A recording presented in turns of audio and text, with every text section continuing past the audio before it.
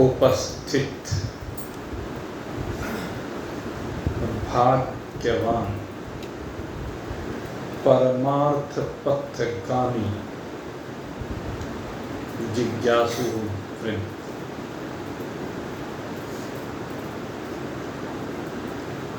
विचार सागर ग्रंथ के माध्यम से नित्य हमारा स्वाध्याय सत्संग अपनी पराकाष्ठा को प्राप्त होता जा रहा है। और इस समय जो चर्चा इस ग्रंथ में चल रही है वह योग को लेकर चल रही है। और जो ये योग है प्रारंभ में यह योग शास्त्रों के माध्यम से सद्गुरु के साथ होता है। और सद्गुरु के साथ हमारा योग होने पर सद्गुरु हमारा योग ईश्वर से कराते हैं, क्योंकि सद्गुरु यह जानते हैं कि ईश्वर ही सर्वोपरि सत्ता है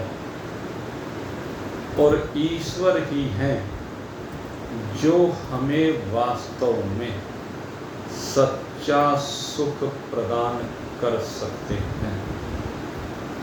जगत में अन्य जितने भी हमारे संपर्क में आने वाले जीव हैं वे सब के सब कुछ समय की अनुकूलता तो शायद प्रदान कर दें, लेकिन सच्चा सुख जो अविनाशी सुख है उसको प्रदान करने का कार्य केवल और केवल ईश्वर करते हैं। इसलिए सद्गुरु कहते हैं कि आप अपनी आस्था को, आप अपनी निष्ठा को ईश्वर के प्रति बनाइए, क्योंकि सद्गुरुओं ने ईश्वर के प्रति अपनी आस्था बनाई और ईश्वर में निष्ठावान होकर के उस सच्चे सुख को प्राप्त किया है। इसलिए वह जानते हैं और जानने के कारण जो भी उनकी शरण में आता है उनका प्रयास होता है कि वो उसको भी उस सच्चे सुख को जनाते। इसीलिए वह बारंबार ईश्वर की महिमा का गुणानुवाद करते हुए ईश्वर की लीलाओं के माध्यम से ईश्वर के स्वरूप का भली प्रकार से वर्णन करते हैं। और फिर उस वर्णन करते करते वो बताते हैं कि ये ईश्वर इन लीलाओं के गुणानुवाद में डूबने से ही प्राप्त हो जाता है, क्योंकि इस जीवात्मा को इन लीलाओं के श्रवण करने से उनसे प्रेम हो जाता है, उनकी कृपा की जानकारी मिल जाती है। इसलिए वो उनके प्रति आस्थावान होकर के उनका भजन प्रारंभ कर देता है। और जब उनका भजन प्रारंभ हो जाता है सद्गुरु के आशीर्वाद से और अपनी मेहनत से, दोनों चीजें हैं। सद्गुरु का आशीर्वाद भी है और अपनी मेहनत भी है। और फिर एक ना एक दिन भगवान की कृपा हो ही जाती है। और जब भगवान की कृपा होती है तो उस समय वह सच्चा सुख मिल जाता है।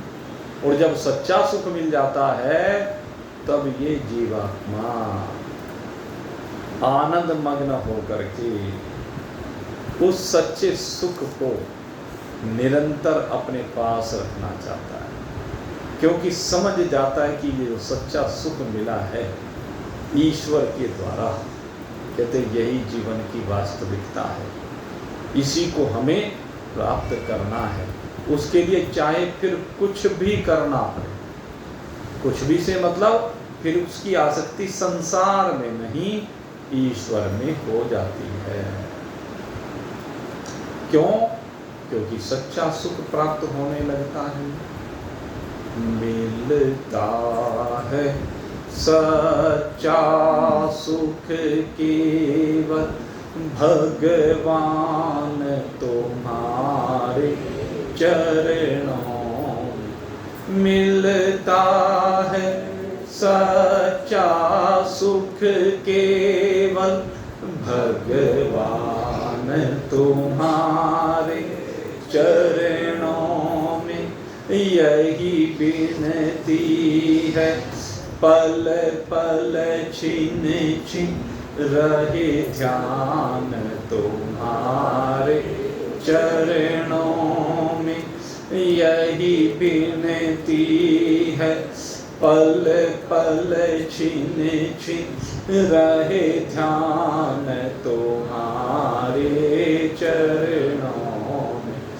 मिलता है सच्चा सुख केवल भगवान तुम्हारे चरणों में, चाहे कांटों पर भी चलना हो, चाहे अग्नि में भी जलना हो, चाहे कांटों पर भी चलना हो, चाहे अग्नि में भी जलना हो, चाहे छोड़ के देश निकलना हो, चाहे छोड़ के देश निकलना हो, रहे ध्यान तुम्हारे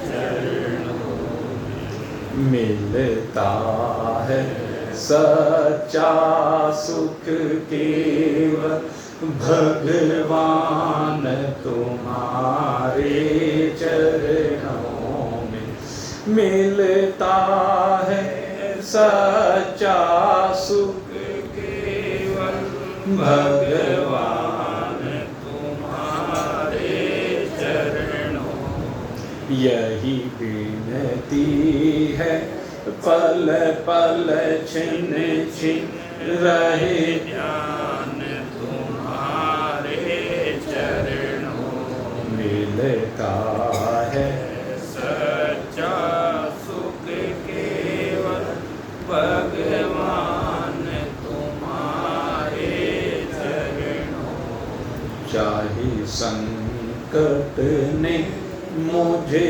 घेरा हो, चाहे चारों ओर अंधेरा हो, चाहे संकट ने मुझे घेरा हो, चाहे चारों ओर अंधेरा हो, पर मन नहीं डगमग मेरा हो, पर मन नहीं डगमग मेरा हो, रहे ध्यान तुम्हारे चरणों में, मिलता है सच्चा सुख केवल भगवान तुम्हारे चरणों में, मिलता है सच्चा सुख केवल भगवान तुम्हारे चरणों, यही विनती है पल पल छिन छिन रहे ध्यान तुम्हारे चरणों। मिलता है सच्चा सुख केवल भगवान तुम्हारे चरणों। चाहे जीवन मुझ पर भार बने, चाहे मौत गले का हार बने, चाहे जीवन मुझ पर भार बने, चाहे मौत गले का हार बने। यही विनती है हर पल हर क्षण रहे ध्यान तुम्हारे चरणों में। मिलता है सच्चा सुख केवल भगवान तुम्हारे चरणों में। मिलता है सच्चा सुख केवल भगवान तुम्हारे चरणों। यही विनती है पल पल क्षण क्षण रहे ध्यान तुम्हारे चरणों। जीवा पर तेरा नाम रहे, जीवा पर तेरा नाम रहे, तेरी याद सुबह और शाम रहे। जीवा पर तेरा नाम रहे, तेरी याद सुबह और शाम रहे। हम भक्तों की यही विनती है प्रभु, हम भक्तों की यही विनती है, रहे ध्यान तुम्हारे चरणों में। मिलता है सच्चा सुख केवल भगवान तुम्हारे चरणों में। मिलता है सच्चा सुख केवल भगवान तुम्हारे चरणों। यही विनती है पल पल छिन छिन रहे ध्यान तुम्हारे चरणों में। मिलता है सच्चा सुख केवल भगवान तुम्हारे चरणों। मिलता है सच्चा सुख केवल भगवान तुम्हारे चरणों। जी हाँ, सच्चा सुख केवल हमें भगवान ही प्रदान कर सकते हैं, क्योंकि ये सुख उन्हीं के पास है, और जो माल जिसके पास होता है वो वही दे सकता है। अब इस माल को प्राप्त करने के लिए कहते हैं, चाहे जगत रास्ते में कितने भी कांटे बो दे, चाहे कितने ही रोड़े बिछाते, चाहे भूमि पर आग लगा दे, लेकिन हमें डगमग नहीं होना है। चाहे घर छोड़ के भी निकलना पड़ जाए, क्योंकि संसार है, रोड़े अटकाएगा। संसार का काम ही यही है, संसार का काम ही रुकावट डालने का है। संसार चाहता नहीं कि आपको सुख मिल जाए, संसार तो सब यही चाहता है कि आप दुखी हो। ये तो केवल वेद भगवान चाहते हैं, सर्वे भवन्तु सुखिनः, सबको सुख प्रदान हो, ये वेद भगवान चाहते हैं। और वेद भगवान ही इस सूत्र को बताते हैं कि कैसे सुख प्राप्त हो सकता है। संसार नहीं चाहता, संसार खुद तो सुखी होना चाहता है लेकिन दूसरे को सुखी रहने नहीं देना चाहता। संसार की सबकी विशेषता यही है।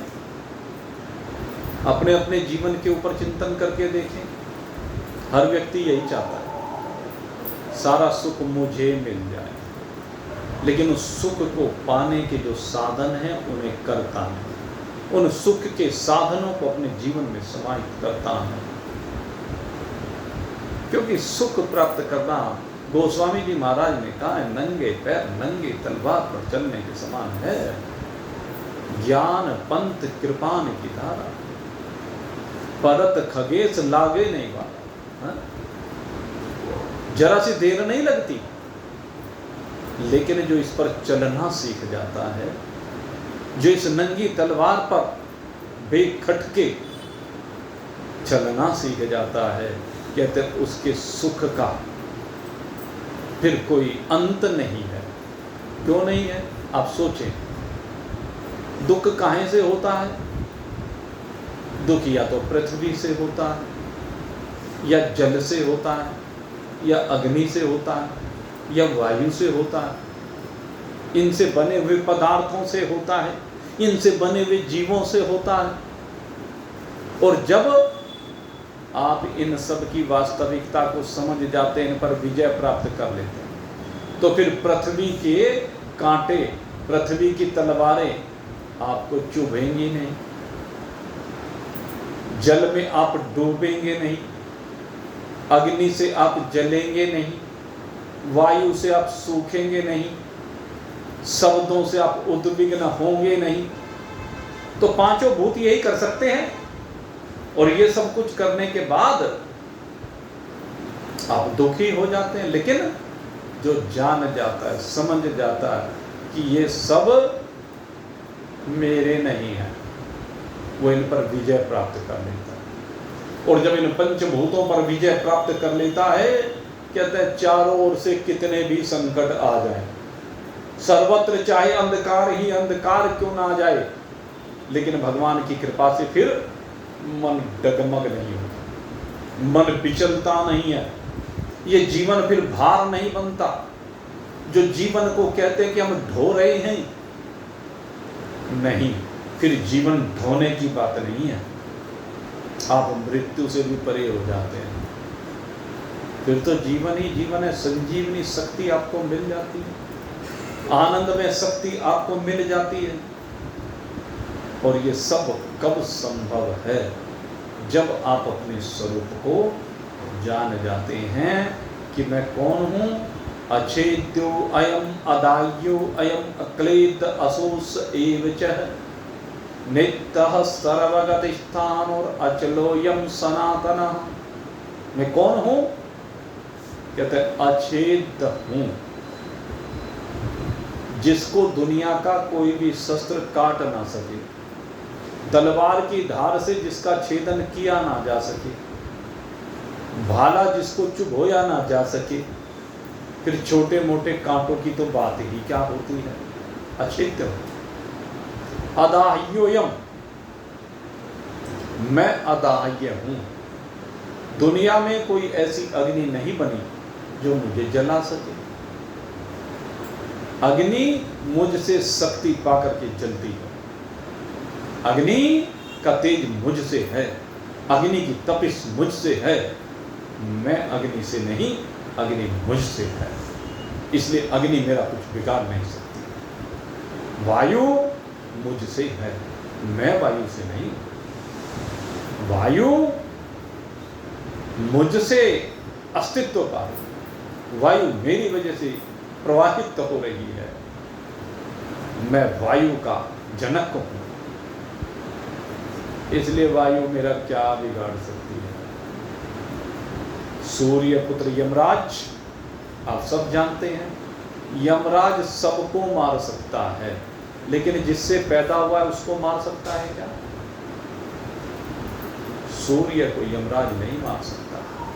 तो आपसे उत्पन्न होने वाली ये अग्नि, आपसे उत्पन्न होने वाली ये पृथ्वी, आपसे उत्पन्न होने वाली ये वायु, आपसे उत्पन्न होने वाला ये जल आपको डुबो नहीं सकता, आपको गीला नहीं कर सकता, आपसे उत्पन्न होने वाला आकाश अपने शब्दों के द्वारा, अपनी गूंज के द्वारा, अपने कंपन के द्वारा ये कोई भी आपको व्यतीत नहीं कर सकते, क्योंकि इन सब की सत्ता आप से है, आप इनसे सत्तावान नहीं हैं।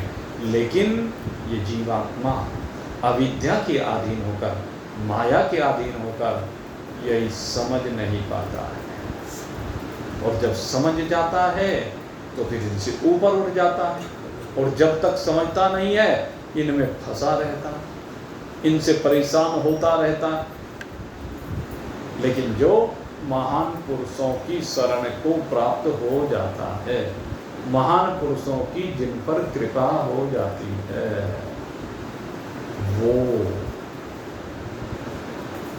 इन सब सीमाओं से बाहर निकलकर शास्त्र के ज्ञान को विधिवत रूप से ग्रहण करके आनंदमय हो उठता है।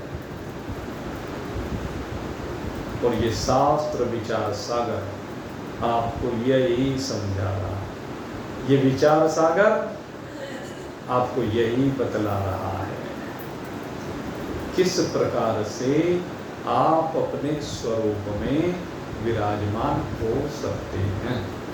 उसके लिए 5 यम 5 नियम आपको बताए गए।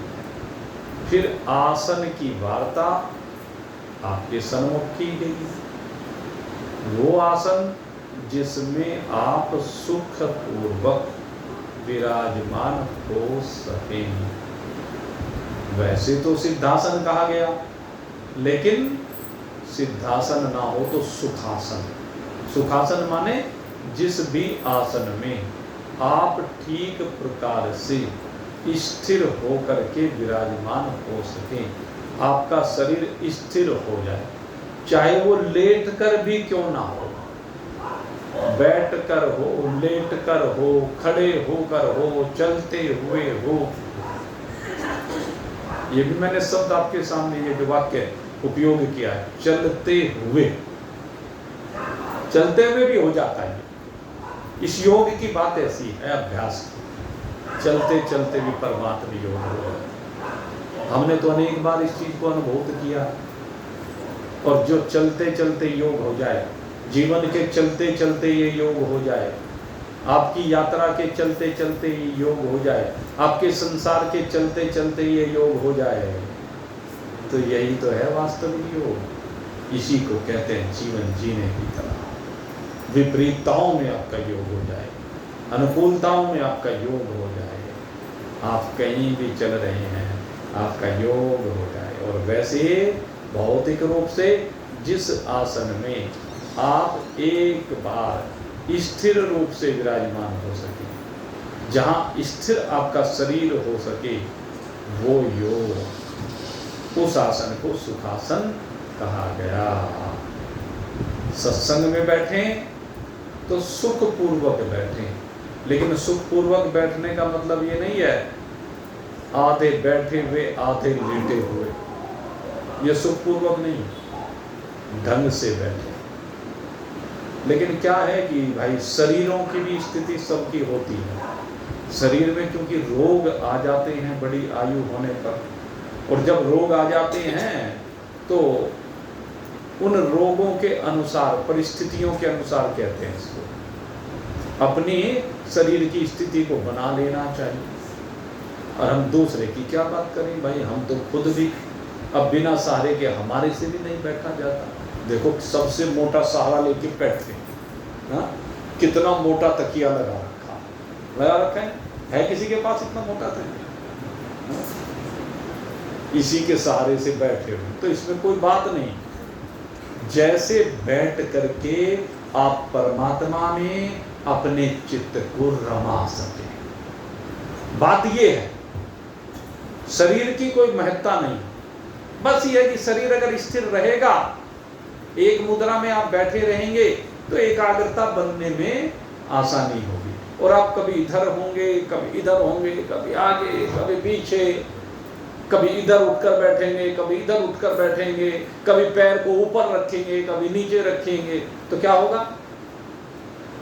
विक्षेप बनेगा। अगर योग को सिद्ध करना है तो इन विक्षेपों को जीवन से बाहर निकालना होगा। शरीर की परिस्थिति चाहे कैसी भी हो, लेकिन जरा इस तन की परिस्थिति को एक स्थिति में रोको ना। और एक स्थिति में कब रुकेगा? जब सत्संग में मन लगेगा, जब एक एक बात को गौर से सुनोगे समझोगे तो शरीर का भान ही नहीं रहेगा।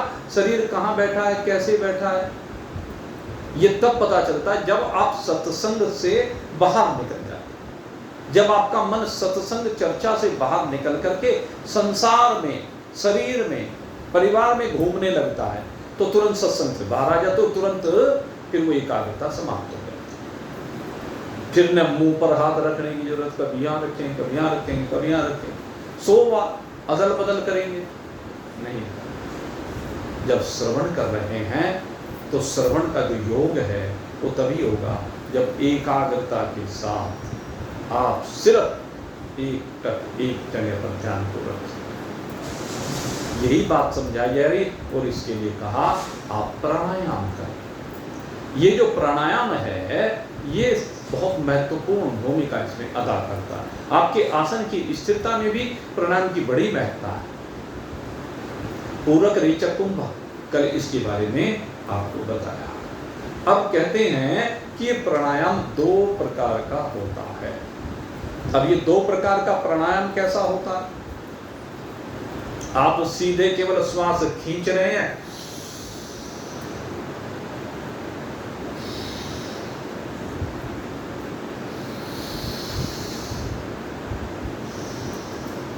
एक तो ये प्राणायाम हो गया, इसको कहते हैं गर्भ प्राणायाम। गर्भ प्राणायाम, जिसके गर्भ में कुछ ना हो, जिसके अंदर कुछ ना हो, बस श्वास आ रही है जा रही है, आ रही है जा रही है, इसको कहते हैं अगर्भ प्राणायाम। जिस प्राणायाम में बस ये सब चीज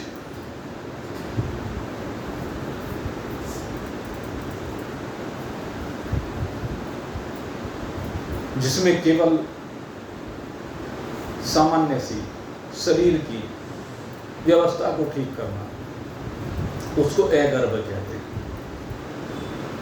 लेकिन जब गर्भ में कुछ हो, गर्भ से मतलब ये श्वास में कुछ हो, तो उसे सगर्भ कहते हैं। और सगर्भ, हमारे यहां जो प्राणायाम की बात की गई तो क्या कहा? आप गीता जी के 8वें अध्याय के बारे में कई बार चर्चा की। और पहले ये जो सगर्भ प्राणायाम है, इस स्थिति में पहुंचने के लिए क्या कहा? सर्वद्वाराणि संयम्य मनोहृदय निरुद्ध च मूर्धन्यधाय आत्मनः प्राणमा स्थितो योग धारणम। यद्यपि ये अंत काल के लिए कहा, लेकिन ये हर समय के लिए यही है, क्योंकि अंत समय में भी ये तभी हो सकता है जब आपने पहले अभ्यास किया हो। अगर पहले अभ्यास नहीं किया है तो ये बात बनेगी नहीं। इसलिए सर्वद्वाराणि संयम्य प्रत्याहार, इसी को प्रत्याहार करो, सब द्वारों पर संयम करो। और ईश्वर प्रणिधान संयम करने का सबसे सुंदर तरीका है। कल कितना सुंदर उदाहरण आपके सामने आया था डॉक्टर साहब के द्वारा कि एक घड़ा नव द्वारों वाला, उन नव छिद्रों से वृत्तियों का बाहर प्रवाह हो रहा है, उनको रोकना है। तो उनको रोकने के लिए क्या करना है? ईश्वर प्रणिधान, उसे ईश्वर में डुबो दो। जब ईश्वर में डुबो दोगे तो बस ईश्वर रम जाएगा। बस यही करना है। इन श्वासों को भी ईश्वर में डुबो दीजिए, इन श्वासों में भी ईश्वर को बैठा दीजिए। सर्वद्वाराणि संयम्य मनो हृदय निरुद्ध च। पहला काम क्या करना है? ईश्वर में डुबोना। और दूसरी बात फिर रह गया मन। ये तो तन डुबोया, अब मन को डुबोएं। और मन को डुबोने के लिए मैंने कई बार आपसे चर्चा की, मन को कहाँ लाए? हृदय में लाए। जागृत में यहाँ कंठ, स्वप्न में यहाँ और सुसुप्ति में यहाँ, लेकिन मैं कहता हूँ जागृत में लाओ यहाँ पर। बात तो तब है और फिर देखना कितना हल्का हो जाता है मस्तिष्क, सारा बोझा उतर जाता है। जैसे जैसे कंठ की ओर आता है, कंठ से हृदय की ओर आता है, ये मन अंतःकरण हृदय में आता है, जीव मनोहृदय निरुद्ध च, और फिर मूर्धन्यधाय आत्मनः प्राणमा स्थितो योग धारण, फिर भ्रुकुटी के मध्य में भली प्रकार से, इसमें बताया था दृष्टि कहाँ, भ्रुकुटी के मध्य में, यहाँ पर आत्म तत्व का अवलोकन करते हुए, केवल बिल्कुल सीधे नजर रखते हुए अब जो बात सगर्भ प्राणायाम में कही जा रही है वो आपको बता रहा हूँ। ओम इति एकाक्षर ब्रह्मा व्याहरण वामन ईश्वर यह प्रियाति समद्ध भाव याति नास्त्यत्र संशय। कहते ओम का उच्चारण करते हुए, और ओम के उच्चारण के साथ ओम के अर्थ रूप मुझ परमात्मा का उच्चारण करते भगवान के, ये है सगर्भ प्राणायाम। जब रेचक क्रिया करें तो रेचक करते हुए ओम को अंदर लेकर के जाएं, श्वास के साथ जो करते हैं ना, तो इसमें ओम का उच्चारण करें, ओ,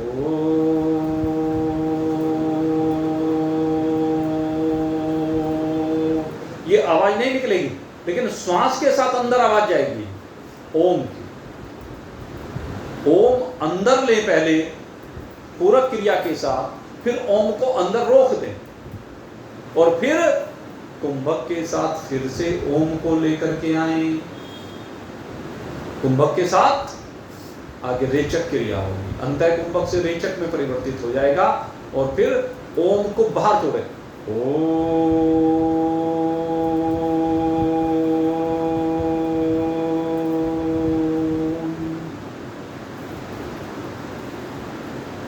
रोक देगा, केवल छोड़ना ही नहीं, वहीं रोक दे, एक जगह पर स्थिर कर दे।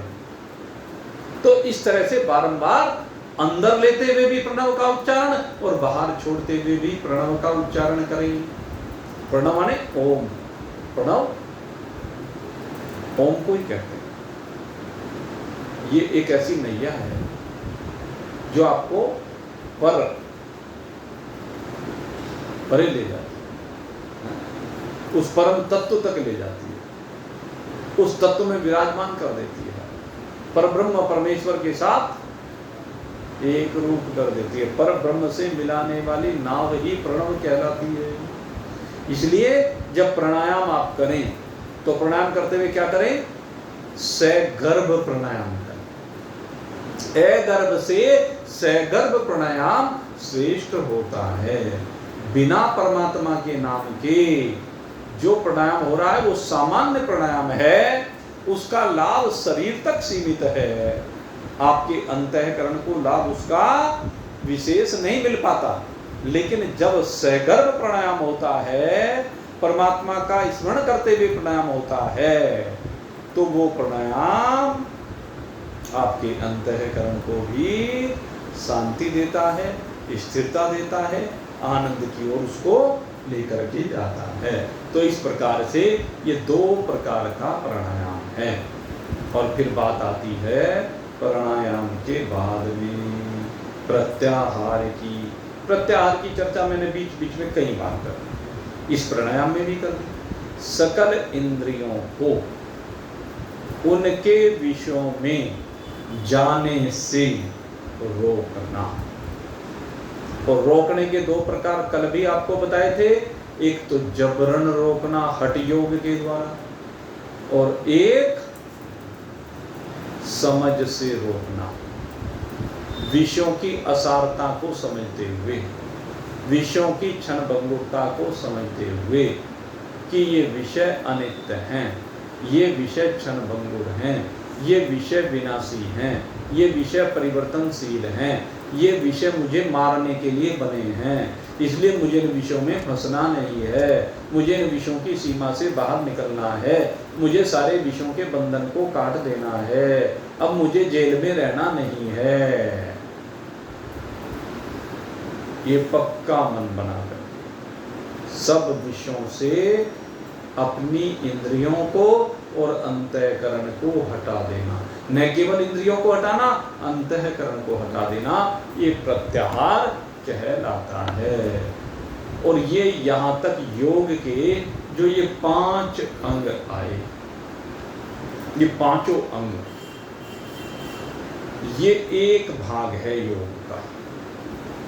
और इन योग के 5 भागों से भी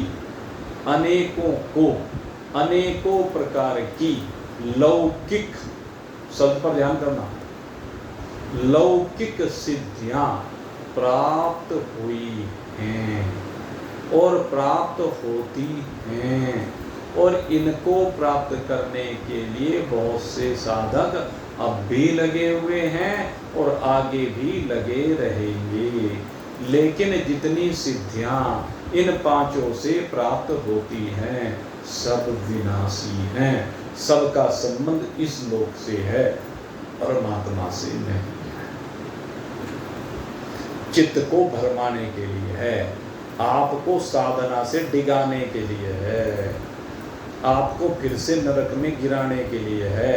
क्योंकि जब आप ऊपर उठ रहे हैं ना, तो ऊपर उठते हुए को नीचे गिराने वाले बहुत बैठे हुए हैं, टांग खींच करके नीचे गिराते। मुझे पता है आप लोग आते हैं, आप लोग यहाँ सत्संग में आते हैं, रोज आ रहे हैं, और ऐसे नहीं कितनी आसानी से आ जाते हैं, बहुत बाधाएं आती हैं रास्ते में, बहुत बाधाएं। अजीब, अब तो उम्र हो गई, कभी चलते हुए रास्ते में कहीं कुछ गड़बड़ ना हो जाए, हैं? बच्चे कहते हैं कि नहीं कहते हैं, बहुत को कहते होंगे, हाँ? इसलिए अजी यहीं बैठ के भगवान का भजन कर लो, क्या जरूरत है वहां जाने की। अरे कभी कोई रास्ते में तुम मेरे साथ गड़बड़ करके उठा के न ले जाए। एक बार एक व्यक्ति ऐसा आना शुरू हुआ, मालदार पार्टी थी तो आना शुरू हुआ, फिर मन भी लगा, लेकिन फिर कुछ दिन बाद कहने लगा, अजी गुरुजी डर लगता है। बच्चे कहने लगे माहौल बड़ा खराब हो रहा है और इस माहौल में कोई अपहरण ना करके ले जाए मेरा, इसलिए मुझे तो डर लगने का। कोई रास्ते में गोली ना मार दे। क्यों भाई, तेरी दुकान पे तुझे कोई गोली नहीं मार सकता है? तेरे घर पे नहीं मार सकता, सत्संग में आते तो मारेगा। हो सकता है कहीं भी, जो प्रारंभ की घटना है वो तो कहीं भी हो सकती है। तो मुझे पता रास्ते में कितने रोड़े आते हैं, अजी हाथ टूट गया, प्लास्टर बना हुआ है, आपको भी चैन नहीं, समझ में नहीं आता आपको क्या सत्संग में मिलता है, क्या कुट्टी पिला रखी है, ये भी कहने को मिला, सुनने को मिला होगा, मुझे पता है, क्योंकि मैं सबके अंतर की जानता हूँ। ऐसा नहीं कि किसी के अंतर की नहीं जानता, सबके अंतर की बात जानता हूँ। सबके साथ जो होता है वो मैं सब समझता हूँ, सब जानता हूँ। लेकिन उसके बाद आपका निश्चय, आपका जो पक्का निश्चय है कि मुझे तो उस आनंद को पाना है, चाहे कांटों पर मुझे चलना, चाहे अग्नि में भी जलना। कहा नहीं बात, कभी व्यापार की अड़चन आ जाएगी, कभी परिवार के घर के काम आ जाएंगे, कभी ब्याह शादी आ जाएगी, कभी कोई फंक्शन आ जाएगा, लेकिन जो सत्संगी इन सब चीजों को मैनेज करता है, यह है मैनेजमेंट। व्यापार के टाइम को भी मैनेज किया जा सकता है, लेकिन अगर यदि हम प्रायोरिटी पर उसी को रखेंगे, अरे सारे दिन तू दुकान पे बैठा हुआ, 9 बजे दुकान खोल देता है, 8 बजे सत्संग का समय है, 7:30 बजे तक दुकान पर बैठा रहे, कितनी ड्यूटी दे दी तूने? 10.5 घंटे की ड्यूटी दे दी। और क्या तू पशु है क्या, मशीन है क्या? सारा तेरे घर में 8 बजे से 9 बजे तक ही आएगा क्या? सिर्फ एक बेवकूफ़ी पाल रखी, सारा ठेका तू नहीं लिया है क्या? चिंतन कर, ये सब मन की बात है, टाइम मैनेजमेंट। भाई ठीक है, देखो मैंने इतना समय दिया, ये मेरी ड्यूटी ये मैंने पूरी की। अब अच्छा जयराम जी, इस मामले में अमेरिका वाले बड़े पक्के हैं, ये भारत से, चीन से, विदेशों से वहाँ कर्मचारी क्यों रख रहे हैं कंपनी वाले? क्योंकि यहाँ वाले, इनको तो आदत है गधों की तरह काम करने की, है? जिस टाइम चाहे उस टाइम जोतते, गधों की तरह जीवन जीने की आदत पड़ी हुई है।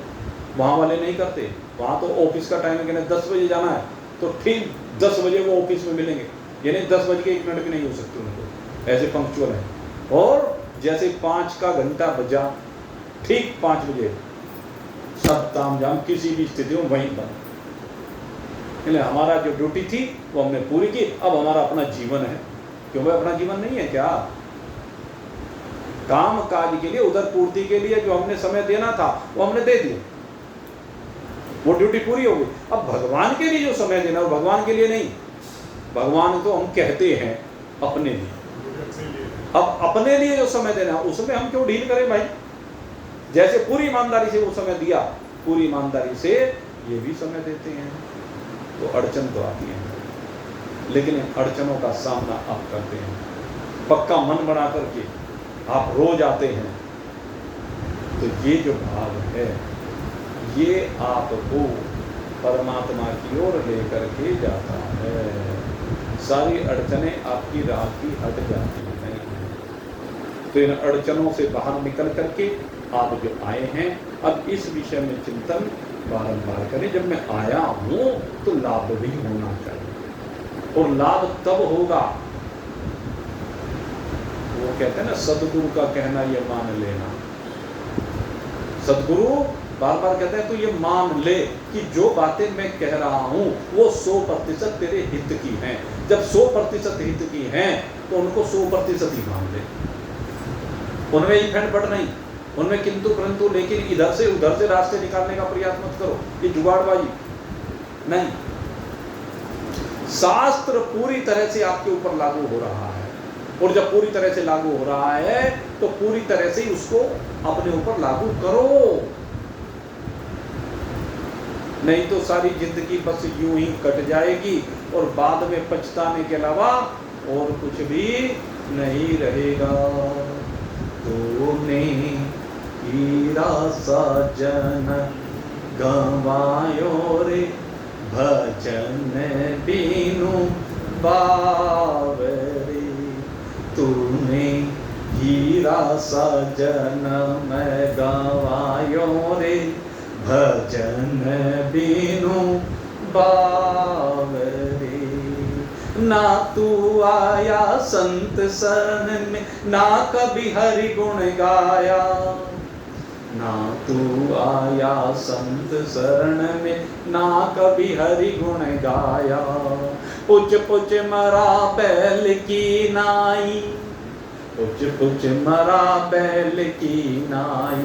सो रयो उठ खायो भजन बीनु बावरे।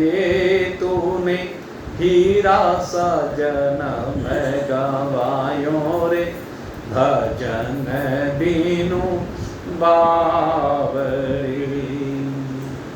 ये संसार हाट बनिए कि सब जग सो दे आयो। ये संसार हाट बनिए कि सब जग सो दे आयो। चातुर माल चोगना कीनो, चातुर माल चोगना कीनो। मूरख मूल गवायो भजन बीनु बावरे। तूने हीरा सजन मैं गवायो रे भजन बीनु। तूने हीरा सजन मैं गवायो। ये संसार फूल संभल का, ये संसार फूल संभल का सुवा देख लुभाया। मारी चोंच जो निकली रोई, मारी चोंच जो निकली रोई। सिर धोने धोने पछताया भजन बीनु बावरे। तूने हीरा सजन मैं गवायो रे भजन बीनु बावरे। ये संसार माया का लोभी, ये संसार माया का लोभी ममता महल चिनायो। ये संसार माया का लोभी ममता महल चिनायो। कहत कबीर सुनो भाई साधो, कहत कबीर सुनो भाई साधो, अंत समय पछतायो भजन बेनो, बावरे तूने हीरा सा जन्म गवायो रे, भजन बिनु बावरे। आम संसारिक व्यक्ति संतों की शरण को प्राप्त ना होकर पशु की नाई बैल की तरह से बोझा ढोने के लिए यहाँ पर आता है और संसार की इस चकाचौंध में बार बार इसमें ठूंग मार मार के देखता है और आखिर में पछताता है। जैसे एक तोता संबल के फूल में चोंच मारता है और चोंच मारने पर क्या होता है, उसमें से रुई निकलती है, उलझम पुलझम हो जाता है। फिर वो रुई उसकी चोंच को भी बंद कर देती है, निकल के नहीं देती, बेचारा इधर का रहता ना इधर का। मेरे मित्रों, एक वणिक से सीखना चाहिए। वणिक की क्या विशेषता होती है? कहते वणिक यहाँ पर आता है, व्यापार करता है और अपने माल को चौगुना कर लेता है। प्रारब्ध में जो आपको माल मिला है उस माल को चौगुना करता है, विरासत में जो माल मिला है उसको चौगुना करता है। विरासत में अगर यदि आपको थोड़े से संस्कार मिले हैं, उन संस्कारों से शोधित होकर के चित्त को परमात्मा में लगाता चला जाता है और परमात्मा में लगाते लगाते परमात्मा को प्राप्त कर लेता है। यह है चौगुना माल। और मूर्ख मूल गवायो, जिन संस्कारों को लेकर के आया, कुसंग में पढ़ करके इस संसार के घर गृहस्थी के चक्कर में फंस करके केवल अपने मूल को भी गंवा के चला जाता है, लुटा के चला जाता है, आगे के लिए फसल को तैयार नहीं करता है। ये मूर्खों की पहचान है। और ये सारा संसार माया का लोभी है। ममता के चक्कर में फंस करके ममता महल चिलायो, इस ममता के जाल में ऐसा फंस जाता है कि बस गर्त में गिरता चला जाता है। मेरे मित्रों, दायित्वों का निर्वाह अपनी जगह पर है, वो शरीर से होता रहना चाहिए, लेकिन शरीर से उन सब दायित्वों का निर्वाह होते हुए भी उनसे पीछे हटने की आवश्यकता नहीं है। सदा परमात्मा में मन लगाए रखें। वो परमात्मा ने जो जिम्मेदारी दी है उसे अपनी जिम्मेदारी ना समझे, परमात्मा की जिम्मेदारी समझे। परमात्मा ने दी है जिम्मेदारी और परमात्मा इसको पूरा कराएंगे, ये आप विश्वास रखें। चाहे जैसे भी कराएं, पर कराएंगे। सबकी पूरी हुई है। किसी की बेटी ऐसी है कि उसकी ब्याही ना गई हो, कोई खुद ही शादी ना करना चाहे तो बात अलग है, नहीं तो किसी गरीब से गरीब की बेटी हो, अंधी हो, कानी हो, लूली हो, लंगड़ी हो, बहरी हो, हैं, सब ब्याही जाती है। सबकी जिम्मेदारी पूरी हो जाती है। किसी के पास कर्जा हो, एक पैसा खर्च करने का मिजान न हो, उसकी भी ब्याही जाती है। नियम है ये संसार का। तो जिम्मेदारियां सबकी पूरी होती हैं, भगवान सब पूरा। क्यों? क्योंकि भगवान का काम है, हमने अपना समझ लिया। समस्या ये है मेरे मित्रों, ये भगवान को अर्पण करो, भगवान की समझो। ये सब कुछ भगवान का है, इसमें मेरा कुछ भी नहीं है। माँ वृद्ध कश्यप विद्धनम, ये धन तुम्हारा कभी भी नहीं है, ये धन परमात्मा का है। ये यहाँ जो भी कुछ मिला है ये सब परमात्मा का है। नहीं तो कबीरदास कहते हैं अंत समय पछताए। अंत समय में पछताने के अलावा कुछ नहीं रहता, सिर्फ धुन धुन करके बस फिर रोता है। मैं तो ये समझूं था मन में, धंधा खत्म करूंगा कुछ दिन में, फिर जाए बसूंगा वन में। उम्र मेरी बहुत बड़ी, उम्र का कोई भरोसा नहीं। मेरे मित्रों, समझिए इस बात को, और इस बात को समझ करके अपने जीवन को एक दिशा दीजिए। अपने जीवन को परमात्मा से संयुक्त कर लीजिए, अपने जीवन को जीवित जीवन बना लीजिए। और जिस दिन आपका जीवन परमात्मा से जुड़ जाएगा, उसी दिन आपका जीवन जीवित जीवन हो जाएगा। और जीवित जीवन ही आनंद प्रदाता जीवन है। इसलिए अपने आप में परमात्मा को बसाने के लिए निरंतर स्वाध्याय और सत्संग से संयुक्त होकर के अपनी यात्रा को आगे बढ़ाते रहें। आप सभी के लिए बहुत शुभकामना करते हुए यहीं पर अब कथा को विश्राम दे रहे हैं। बोलिए सच्चिदानंद भगवान की